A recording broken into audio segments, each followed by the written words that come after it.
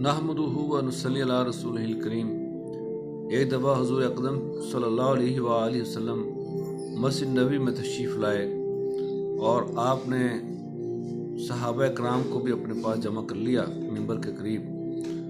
और जब आप सल्लल्लाहु अलैहि वसल्लम मिंबर पर बैठने लगे तो मिंबर की पहली सीढ़ी पर आपने कदम रखा तो आपने फरमाया आमीन। और जब आप सल्लल्लाहु अलैहि वसल्लम ने दूसरी सीढ़ी पर कदम रखा तो आपने फिर फरमाया आमीन। और जब आपने तीसरी सीढ़ी पर कदम रखा तो फिर फरमाया आमीन।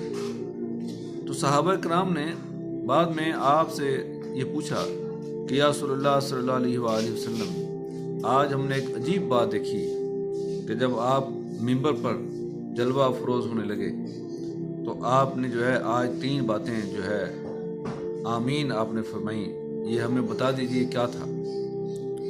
तो हुज़ूर अकरम सल्लल्लाहु अलैहि वसल्लम ने फरमाया कि जब मैंने पहले दर्जे पर कदम रखा तो जिब्रील अमीन मेरे पास आए और उन्होंने फरमाया कि या रसूलुल्लाह सल्लल्लाहु अलैहि वसल्लम आप आमीन कहिए। तो उन्होंने कहा कि हलाक हो जाए वो शख्स जो रमज़ान मुबारक का महीना पाए और रमज़ान के महीने में नेकियां करके अमाल करके माफ़ी मांगकर अल्लाह को राज़ी करके उसने अपनी बख्शिश ना कराई। तो मैंने कहा आमीन।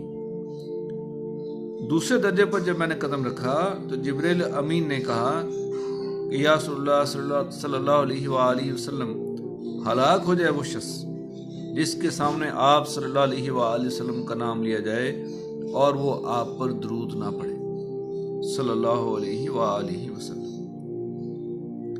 फिर जब मैंने तीसरी दर्जे पर कदम रखा तो जिब्रील अमीन ने कहा कि या रसूलुल्लाह सल्लल्लाहु अलैहि वसल्लम, हलाक हो जाए वो शख्स कि जो अपने वालिदैन को या दोनों में से किसी एक को बुढ़ापे में पाए और उनकी खिदमत करके जन्नत ना कमा सके।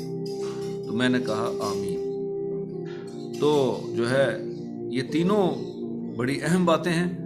आप देखें कि हुज़ूर अकरम सल्लल्लाहु अलैहि वसल्लम का आमीन कहना और बड़े मुकर्रब फरिश्ता जिब्राइल अमीन का बद्दुआ देना और आप सल्लल्लाहु अलैहि वसल्लम का आमीन कहना, और फिर जगह कौन सी है, मस्जिद नबी है और आपका मिंबर है।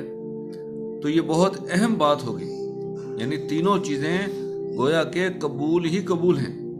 लिहाजा हमें चाहिए कि हम तीनों चीज़ों पर अमल करें। एक तो ये कि रोज़े रखें, रमज़ान के सारे रोज़े रखें और फिर इसका एहतराम भी करें, हक भी अदा करें। और इसी तरह जो है फिर हम जो है अपने वालिदैन का अदब करें, एहतराम करें।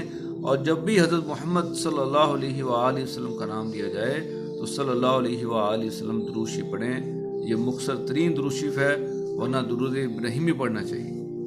तो अल्लाह हम सबको अमल करने की तौफीक अता फरमाए। तो ये आप खुद भी इस पर आएँ और दूसरों को भी बताएँ। वमा अलैना इल्लल बलागुल।